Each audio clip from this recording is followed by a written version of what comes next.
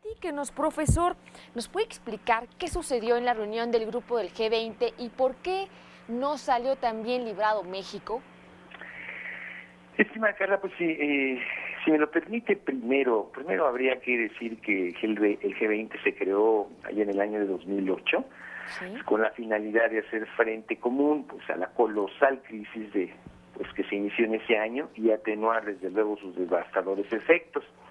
Crisis que, por cierto, se gestó en Estados Unidos y después se expandió al mundo, pero bueno. 11 años después, el objetivo inicial no se ha resuelto por completo. Pero además hoy en día hay un contexto diferente al de la creación de este grupo. Hoy tenemos pues la ascendencia de populismos nacionalistas de derecha, tenemos migraciones masivas, tenemos la agudización del cambio climático, en fin, bajo crecimiento del Producto Interno Bruto Mundial, guerra comercial entre Estados Unidos y China, fricciones geopolíticas entre Estados Unidos y Rusia, en fin, me parece que estos retos han fracturado a este grupo de países, por lo que no se logran consensos, lo que podemos ejemplificar con la no firma de Estados Unidos en la declaratoria final de esta reunión. Ahora, por otra parte, pues observamos que aunque el G20 es responsable del 85% del Producto Interno Bruto Mundial y del 75% del comercio planetario, pues francamente hay profundas asimetrías, rivalidades y confrontaciones en sus miembros. Es más, si me lo permite, pues yo podría decir que ni es grupo ni son 20. Okay. Quizá tendríamos que rebautizarlo como el Foro 19 o el Foro 19 más 1 o algo así. Sí, además pues, la complejidad de los temas propuestos hacen inviable pues posibles soluciones de fondo pues, a los problemas ahí expuestos y más cuando sus declaraciones pues no tienen un carácter vinculante. Ahora, quizá lo único rescatable pues son algunas reuniones entre mandatarios pues que acercan posiciones o abren posibilidad de futuros encuentros. Aquí lo que se necesita pues, son nuevos liderazgos, un nuevo discurso pues, que fortalezca este grupo. Yo diría que revitalice el diálogo multilateral, que se intente nuevas alianzas para poder atender los asuntos tan complejos. Y sí, lástima que el mandatario mexicano estuvo ausente porque pienso que desperdició la oportunidad de dar a conocer un punto de vista más progresista. Con la cuota de legitimidad y respaldo que tiene, pues pudo haber tenido eco. En fin, no obstante todas las debilidades, pues el G20 es el foro de mandatarios más relevante que existe hoy en día, estimada Carla. Profesor, entonces, ¿usted cree que México perdió representatividad ante las potencias económicas y emergentes del mundo? Y también, ¿cómo ven ahora en el exterior a México con este gobierno un tanto populista y también con esta Guardia Nacional antimigrante y casi como si fuéramos un tercer país seguro, pero haciéndole el trabajo a Estados Unidos? Pues creo que su punto de vista es más que acertado. Algunos interpretan la ausencia de nuestro país, del máximo representante de nuestro país, del presidente, como la expresión de miedo, como un intento de no confrontarse con Estados Unidos, con el temor de poder expresar puntos de vista más críticos, más contestatarios, más progresistas. Es decir, esa es la impresión que da nuestro país y más, pues después de estos desencuentros que se han tenido recientemente y pues prácticamente de la exigencia de Estados Unidos de poner, no a 6,000 miembros de la Guardia Nacional, son más de 25,000, 6,000 nada más en la franja fronteriza, pero el sur, pero hay que tomar en cuenta los que están desplegados en el norte y los que se van a desplegar para atender el tema migratorio a lo largo y ancho del territorio nacional. Entonces, tal parece que esa es por lo menos la lectura que se le da en el mundo de una obsecuencia, de una timidez y de un miedo a tener la nota discordante con Estados Unidos. Entonces, sí, me parece que no es que nosotros lo digamos, sino es lo que pues los líderes mundiales lo aprecian, porque fue pues una ausencia muy notoria. Y aunque fue el secretario de Relaciones Exteriores, como cabeza de la representación mexicana, pues desde luego no es lo mismo que acuda el titular del Ejecutivo mexicano. Yo creo que también aquí habrá que tomar en cuenta, y por otra parte, que pues Trump pues siempre fue protagonista indiscutiblemente de esta reunión, y siempre trata de descarrilar pues los acuerdos que ahí se toman en razón de su fobia al multilateralismo, algo que México ha venido promoviendo desde hace décadas. Ahora, Trump ha dicho una y otra vez que prefiere los acuerdos bilaterales, pues porque es el terreno en el que puede imponer condiciones e inclinar la balanza a su favor. Muestra de ello, por ejemplo, es la tregua a la guerra comercial que enfrenta con China, a la que por cierto comprometió a comprarle grandes cantidades de productos agrícolas a cambio de no incrementar aranceles a más productos chinos. No obstante, se mantienen los aranceles en vigor por un monto de 250,000 millones de dólares, y China mantiene los gravámenes a importaciones estadounidenses por 100,000 millones de dólares. Ahora, estimada Carla, si me lo permite, ¿sí? También cabe señalar que derivado pues de las conversaciones entre Trump y Xi Jinping, pues el primero accedió a que las empresas de su país vendan productos a Huawei, pero mantiene la orden de extradición en contra de la hija del fundador de esa empresa, Mei Wanzhou, que por cierto está actualmente detenida en Canadá. Ahora bien, con el mitómano de Trump no sabemos si estos acuerdos se hagan realidad y por cuánto tiempo, pues toda vez que pues está en campaña y quiere obtener rentabilidad electoral pues de los múltiples frentes que tiene abiertos en el terreno internacional.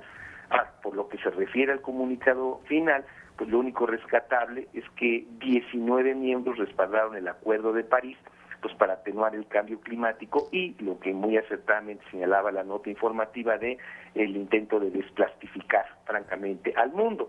Claro. Ahora, hay cosas que no dejan de ser buenos deseos, como por ejemplo el compromiso por un comercio internacional justo, transparente y sin discriminación, y la urgencia de reformar a la Organización Mundial de Comercio.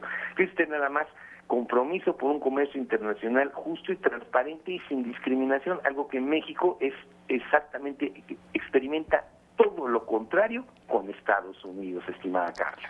Precisamente, profesor, Donald Trump considera que vamos bien con sus peticiones, que vamos bien con este despliegue de la Guardia Nacional, que prácticamente pues seguimos haciendo, nuestro país sigue haciendo lo que el señor Donald Trump quiere, pero pues también hay que recordar que estamos a la mitad del camino, estamos a la mitad de esos 45 días que él puso como límite, ¿no?, para frenar estos aranceles que en su momento pues se volvió toda una amenaza para nuestro país, y bueno, prácticamente este despliegue de la Guardia Nacional fue una respuesta y una manera de pues no hacer el problema más grande, ¿no? Pero pues tomando en cuenta que Donald Trump es una persona un tanto bipolar, por así decirlo, ¿qué podría pasar después de estos 45 días y donde no se vean resultados por parte del gobierno mexicano?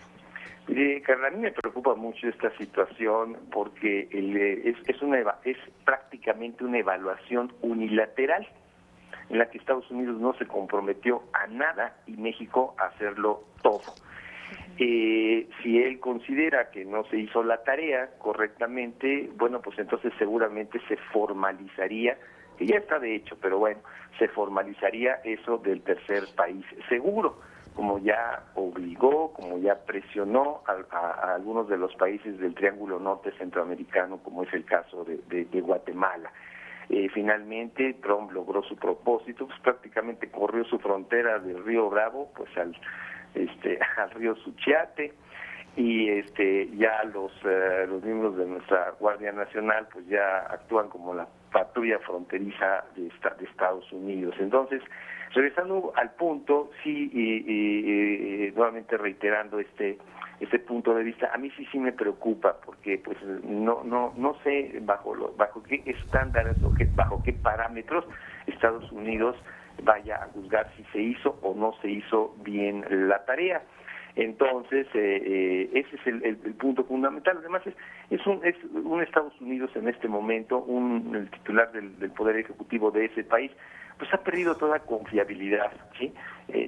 No sabemos exactamente, y como usted lo decía, pues con este comportamiento a veces paranoico, a veces bipolar, no sabemos qué es lo que vaya a suceder. Entonces esperemos, no queda, en esta actitud en la que se viene experimentando por parte del gobierno de México, pues esperemos que pasemos la verificación, porque de lo contrario, entonces la situación se puede poner tensa, se puede poner, y además, recuerde usted que está la amenaza de la imposición de los aranceles, que es una de las armas favoritas del gobierno actual de Estados Unidos, es decir, los aranceles como un instrumento de presión y a veces como un instrumento prácticamente de guerra económico-comercial. Profesor, muy buenos días, los saluda Alejandro Alfaro. Alejandro, qué gusto.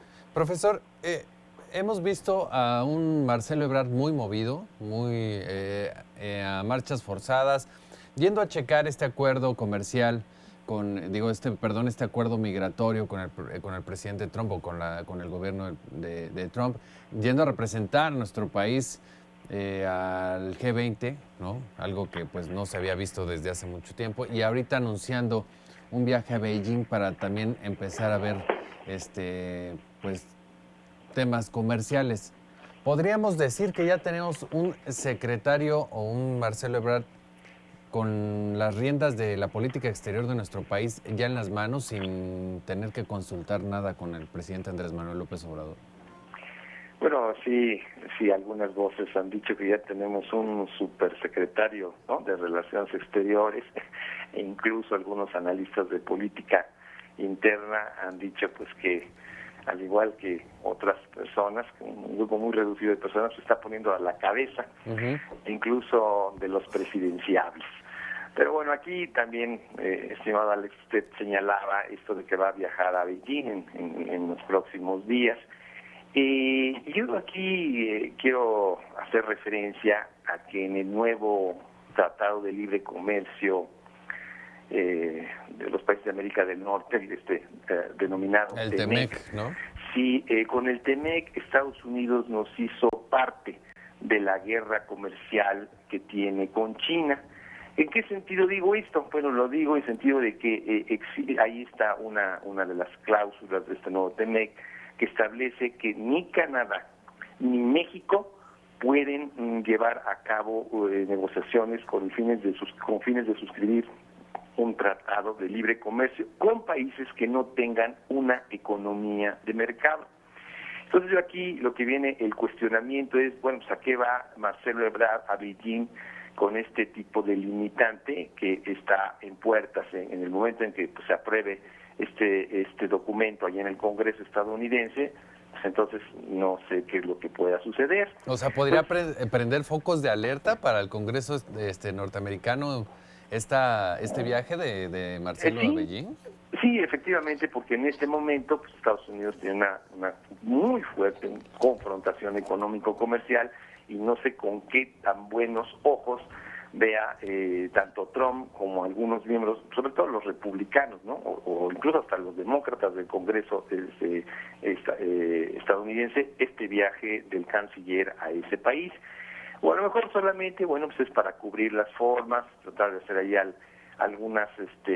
unos acuerdos con un alcance limitado, con un alcance modesto, a efecto también pues de no incomodar a Estados Unidos, por lo que hemos visto, pues sí nuestras autoridades están temerosas del qué dirán, ¿no?, del qué harán el gobierno de Estados Unidos. Entonces habrá que ver con detalle cuáles son los puntos y cuáles son las negociaciones, cuáles son los acuerdos, que de antemano digo, van a ser muy limitados con Beijing, porque, repito, existe esa limitante, esa cláusula en el TEMEC que le impide a México llegar a mayores alcances, ¿no? Ahora, también hay que señalarlo, con China, México tiene un colosal déficit comercial. Podríamos decirlo de esta manera para ejemplificarlo y sintetizarlo. El superávit que tenemos superávit comercial que tenemos con Estados Unidos es exactamente el mismo déficit que tenemos con China.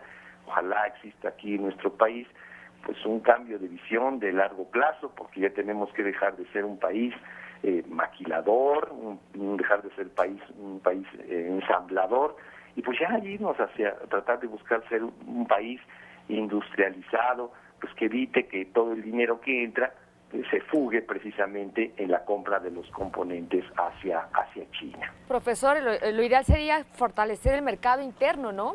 Eso es otra de las grandes medidas, ¿no?